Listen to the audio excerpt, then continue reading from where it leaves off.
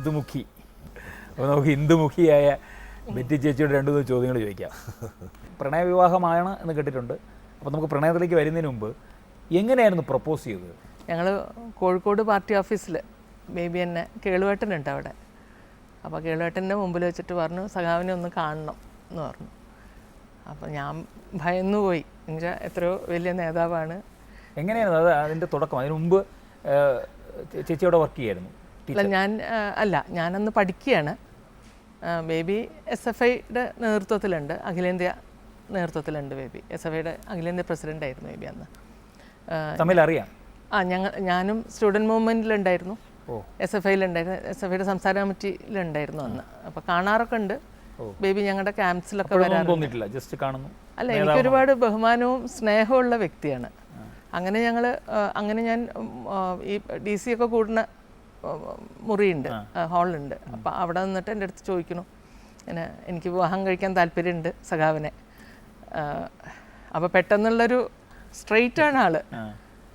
അപ്പം ഞാൻ പറഞ്ഞു എനിക്ക് ആളെ ഇഷ്ടമാണ്. അപ്പം ഞാൻ പറഞ്ഞു എനിക്ക് വിരോധമില്ല, കാരണം ഒരു പാർട്ടി നേതാവാണല്ലോ നാച്ചുറലി. അപ്പോൾ എനിക്ക് വിരോധമില്ല, പക്ഷേ വീട്ടുകാരുടെ അടുത്ത് ചോദിക്കണം, വീട്ടുകാരെ കൂടി സമ്മതം വേണം. അപ്പോൾ എൻ്റെ അടുത്ത് പറഞ്ഞില്ല, അവധാനതയോടുകൂടി ചിന്തിച്ച് 2 ആഴ്ചയ്ക്കുള്ളിൽ മറുപടി പറഞ്ഞാൽ മതി. അവധാനതയോടുകൂടി എന്ന് പറഞ്ഞു. അപ്പം എനിക്ക് ഈ വാക്ക് മനസ്സിലായില്ല. അപ്പം ഞാൻ ചോദിച്ചു ബേബിയുടെ അടുത്ത്, അപ്പം തന്നെ ചോദിച്ചു എന്താ അവധാനത എന്ന അർത്ഥം എന്ന് ചോദിച്ചു. അപ്പോൾ പറഞ്ഞു ഗ്രാജ്വലി, സമയമെടുത്ത് ചിന്തിച്ച് മറുപടി പറഞ്ഞാൽ മതി എന്ന് പറഞ്ഞു.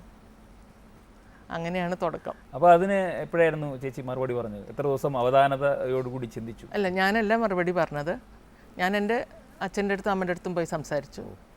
അങ്ങനെ വീട്ടിൽ നിന്ന് അവർ ബേബിക്ക് കത്തെഴുതി.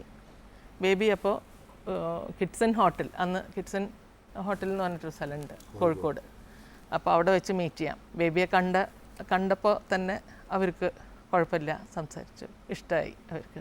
അത് കഴിഞ്ഞ് കല്യാണം ഉടനെയാണോ? എത്ര വർഷം? അല്ല, കല്യാണം എല്ലാം മതി, എനിക്ക് ജോലിയൊക്കെ ആയിട്ട് മതി എന്നാണ് ബേബി അന്ന്. ജോലി എന്ന് പറഞ്ഞാൽ ഒന്നുകിൽ രാഷ്ട്രീയ പ്രവർത്തനം അല്ലെങ്കിൽ ജോലി ആയിട്ട് മതി എന്നായിരുന്നു പറഞ്ഞിട്ടുണ്ടായിരുന്നു, പഠിത്തമൊക്കെ കഴിഞ്ഞിട്ട്. പക്ഷെ പിന്നെ വീട്ടുകാരും പറഞ്ഞു അല്ല എത്രയും പെട്ടെന്ന് കഴിക്കണം എന്ന് പറഞ്ഞു. അങ്ങനെ ഞങ്ങൾ 82 കഴിഞ്ഞില്ല, 3rd സെമസ്റ്റർ ആയപ്പോൾ, 3rd സെമസ്റ്റർ കഴിഞ്ഞപ്പോഴാണ് വിവാഹം ഉണ്ടായത്. പ്രണയം കാലം എന്ന് പറയുന്ന സമയത്ത് നിങ്ങൾ തമ്മിൽ കത്തിടപാടുകൾ, ഫോണൊക്കെ അന്ന് ഉണ്ടോയെന്ന് എനിക്കറിയില്ല. ഫോണുണ്ട്, മീൻസ് ഫോൺ സംഭാഷണങ്ങൾ ബുക്ക് ചെയ്തിട്ട് വേണം. അപ്പോൾ അതൊക്കെ ഉണ്ടായിരുന്നു. ഒളിച്ചും പതിക്കൊന്ന് കാണാൻ, ഒളിച്ചും പതിങ്ങല്ല, നിങ്ങൾ തമ്മിൽ കാണുന്ന വേറൊരു ലെവലായിരിക്കുമല്ലോ. എങ്കിൽ കൂടിയും എപ്പോഴെങ്കിലും ഒന്ന് മീറ്റ് ചെയ്യണമെന്ന് തോന്നുക, കാണുക? ഒളിച്ചും പതുങ്ങിയില്ല. ബേബി നമുക്കിപ്പോൾ ചിന്തിക്കാൻ പറ്റില്ല. ബേബി ദിവസം 3-4 കത്തൊക്കെ ചിലപ്പോൾ എഴുതാറുണ്ട്. ഞാൻ ഹോസ്റ്റലിൽ അപ്പോൾ താമസിച്ചിരുന്നത്. അപ്പോൾ കത്തുകൾ എഴുതാറുണ്ടായിരുന്നു. അത് ഭയങ്കര നല്ല സാഹിത്യ ഭാഷയായിരിക്കും. സാഹിത്യ ഭാഷയാണ് സഖാവേ. അല്ലെങ്കിൽ പിന്നെ വേറൊരു സ്നേഹത്തിൽ വിളിക്കുന്ന ഒരു പേരുണ്ട് എന്നെ. എന്താണ് അത്? പറയണം. പിന്നെ ഇത്രയും പറയണം. എന്നെ പിങ്കി മോളെ എന്ന് വിളിക്കുക. അപ്പോൾ എനിക്ക് പിങ്ക് ഡ്രസ് ആയിരിക്കും. അതായിരിക്കും പിങ്ക് ഡ്രസ് ബെറ്റിക്ക് ഉണ്ടായിരുന്നു, കൂടുതൽ അനുയോജ്യമെന്ന്. അപ്പം അങ്ങനെ. പക്ഷേ മാറ്ററൊക്കെ വെച്ചാൽ അന്നത്തെ രാഷ്ട്രീയ സ്ഥിതികളും എല്ലാം കൂടിയിട്ടുള്ള വിദ്യാർത്ഥികൾ അനുഭവിക്കുന്ന പ്രശ്നങ്ങൾ ഒക്കെ. തിരിച്ചങ്ങോട്ട് ചേച്ചി എങ്ങനെയായിരുന്നു അങ്ങോട്ട്? അല്ല, നമ്മൾ സ്ത്രീകളല്ലേ, അപ്പം അതിൻ്റേതായിട്ടുള്ള അല്ല എന്നാലും നമ്മൾ ഈ കാര്യങ്ങളല്ലാതെയുള്ള കാര്യങ്ങളായിരിക്കുമല്ലോ കാര്യങ്ങളിപ്പം പഠിക്കണ. ഞാനും ഈ സമരത്തിലും ഇതിലൊക്കെ ഉണ്ടല്ലോ, അങ്ങനെയും മറുപടികൾ എഴുതും, സ്നേഹം എഴുതും. അങ്ങനെ അവരുടെ യൂണിവേഴ്സിറ്റിയിലെ പല കാര്യങ്ങളും അന്ന് സെമസ്റ്ററൈസേഷനുമായി ബന്ധപ്പെട്ടുള്ള സമരങ്ങളും ഒക്കെ ഉണ്ടായിരുന്നു. അങ്ങനെയുള്ള പ്രശ്നങ്ങളൊക്കെ എഴുതാറുണ്ടായിരുന്നു. വിവാഹം കഴിഞ്ഞിട്ട് സാധാരണ നിങ്ങൾ രണ്ടുപേരും രാഷ്ട്രീയക്കാരുണ്ട്, നിങ്ങളുടെ മൈൻഡ് ഫ്രെയിം ഡിഫറൻ്റ് ആയിരിക്കും. നമ്മൾ പോലെ ചിന്തിക്കുന്ന പോലെ അല്ല നിങ്ങളുടെ ചിന്ത. എങ്കിലും ഹണിമൂൺ, അങ്ങനെ കാര്യങ്ങൾ, കറക്കം, സിനിമ, സാധാരണ ഹസ്ബൻഡ് വൈഫ് പോകുന്ന ഒരു ഏരിയാസ് ഉണ്ടല്ലോ. സാധാരണ അതും പ്രണയിച്ച് പോകാൻ കഴിച്ചവരാകുമ്പോൾ ഭയങ്കര ഫസ്റ്റ് ഇയർ എന്ന് പറഞ്ഞു കഴിഞ്ഞാൽ ഭയങ്കര രസകരമായിരിക്കും. അങ്ങനെ കണ്ട സിനിമകൾ, അങ്ങനെ കേട്ട പാട്ടുകൾ, അങ്ങനെ നൊസ്റ്റാൾജിയ തോന്നുന്ന സംഭവങ്ങൾ, അതിനിടയ്ക്ക് സംഭവിച്ച എന്തെങ്കിലും രസകരമായ സംഭവങ്ങൾ? പാട്ടിനെ കുറിച്ച് പറഞ്ഞപ്പോൾ ഞാനെപ്പോഴും മനസ്സിൽ ആ സമയത്ത് ഇങ്ങനെ എപ്പോഴും മൂളിയിരുന്ന ഒരു പാട്ട് ഹൃദയ സരസിലെ പ്രണയ പുഷ്പമേ എന്ന് പറഞ്ഞ ശ്രീകുമാരൻ നമ്പി സാറിൻ്റെ പാട്ട് എനിക്ക് നല്ല ഇഷ്ടമായിരുന്നു. ഞാൻ ബേബിനെ കുറിച്ച് ആലോചിക്കുമ്പോൾ ഈ പാട്ട് മനസ്സിൽ വരാറുണ്ട്. അപ്പോൾ ചേച്ചിയുടെ ഇഷ്ടപ്പെട്ട ബേബിയെ ഓർമ്മിക്കുന്ന ആ പാട്ട് ഹൃദയസരസിലെ നമുക്കൊന്ന് കേൾക്കാം. ഹൃദയ സരസിലെ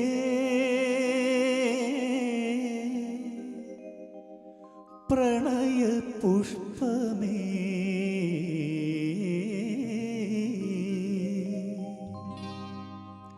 ഹൃദയ സരസിലെ പ്രണയ പുഷ്പമേ, ഇനിയും നിൻ കഥ പറയൂ. ഹൃദയ സരസിലെ പ്രണയ പുഷ്പമേ, ഇനിയും നിൻ കഥ പറയൂ.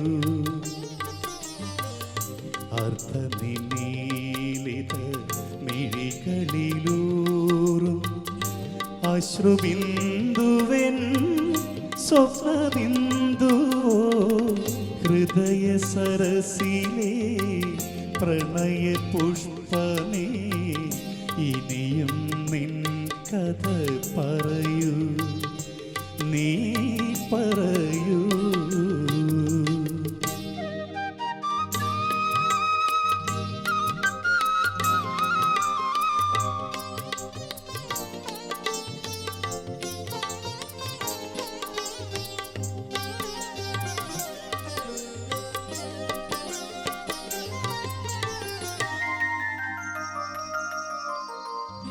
എഴുതാൻ വൈകിയ ചിത്രകഥയിലെ ഏഴഴകുള്ളൊരു നായിക നീ.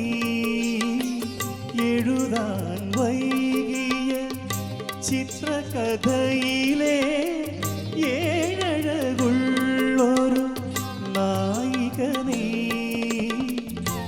എന്നനുരാഗ തപോവന സീമയിൽ, എന്നനുരാഗ തപോവന സീമയിൽ, ഇന്നലെ വന്ന തപസ്സിനി നീ. ഹൃദയ സരസിലെ പ്രണയ പുഷ്പമേ, ഇനിയും നിൻ കഥ പറയൂ, നീ പറയൂ.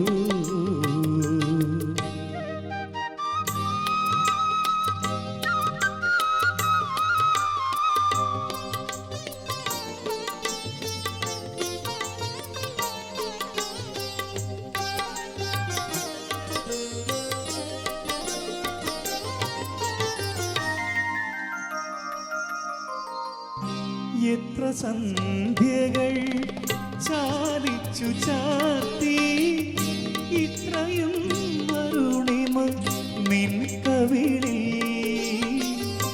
എത്ര സന്ധ്യകൾ ചാലിച്ചു ചാർത്തി, ഇത്രയും അരുണിമ നിൻ കവിളിൽ. ഇത്ര സമുദ്ര ഹൃദന്തം ചാർത്തി, ഇത്ര സമുദ്ര ഹൃദന്തം ചാർത്തി, ഇത്രയും നീലിമ നിന്റെ കണ്ണിൽ. ഹൃദയ സരസിലെ പ്രണയ പുഷ്പമേ, ഇനിയും നിൻ കഥ പറയൂ.